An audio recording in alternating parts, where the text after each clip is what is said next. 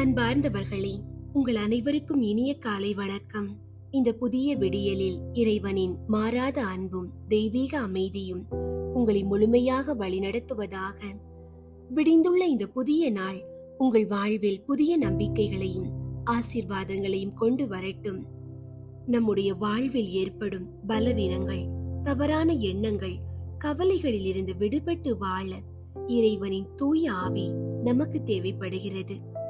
நாம் முழு இதயத்தோடு அவரிடம் கேட்கும் போது அவர் நம் உள்ளத்தை தூய்மைப்படுத்தி நம்மை புதுப்பித்து சோதனைகளை எதிர்கொள்ளும் உறுதியான ஆவியை தந்து நம்மை வழிநடத்துவார். எனவே தூய உள்ளத்தோடு இறைவனை அணுகி அவருடைய புதுப்பிக்கும் வல்லமையை பெற்றுக் கொள்வோம். இன்றைய நாளுக்கான இறை வார்த்தை திருப்பாடல்கள் 51ஆம் அதிகாரம் 10ஆம் இறை வார்த்தை. கடவுளே, தூயதோர் உள்ளத்தை என்னுள்ளே படைத்தருளும், உறுதி தரும் ஆவியை, புதுப்பிக்கும் ஆவியை என்னுள்ளே உருவாக்கியருளும். ஜெபிப்போம். அன்புள்ள இறைவா, எங்களை வழிநடத்தும் நல்ல ஆயனே, இந்த ஆசீர்வதிக்கப்பட்ட புதிய நாளுக்காக உமக்கு நன்றி செலுத்துகிறோம். விடியற் காலையில் முகம் நோக்கி பார்க்கும் உமது பிள்ளைகள் ஒவ்வொருவரையும் உமது வல்லமை உள்ள கரங்களால் ஆசீர்வதியும்.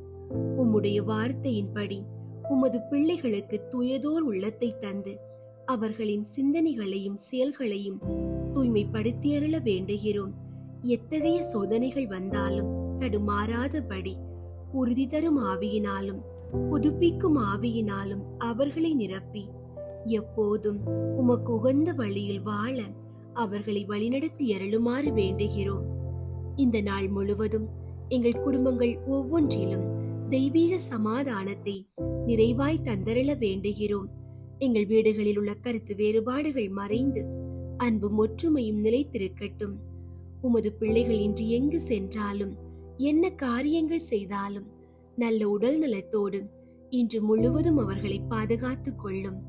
அவர்கள் எடுக்கும் ஒவ்வொரு முடிவிலும் பேசும் ஒவ்வொரு வார்த்தையிலும் ஞானத்தோடு செயலாற்ற வழிநடத்தி அருளும். எங்களின் உழைப்பை ஆசீர்வதித்து செய்யும் ஒவ்வொரு செயலிலும் மேலான வெற்றியை தந்து எங்களை வழிநடத்துவீராக. தீமைகள், விபத்துகள் அணுகாதபடி உமது தூதர்களை கொண்டு பாதுகாப்பீராக. இயேசுவின் வழியாக ஜெபிக்கின்றோம் நல்ல பிதாவே, ஆமீன். அன்பார்ந்தவர்களே, இன்றைய நாள் உங்களுக்கு ஆசீர்வாதமான நாளாக அமையட்டும். ஆமீன்.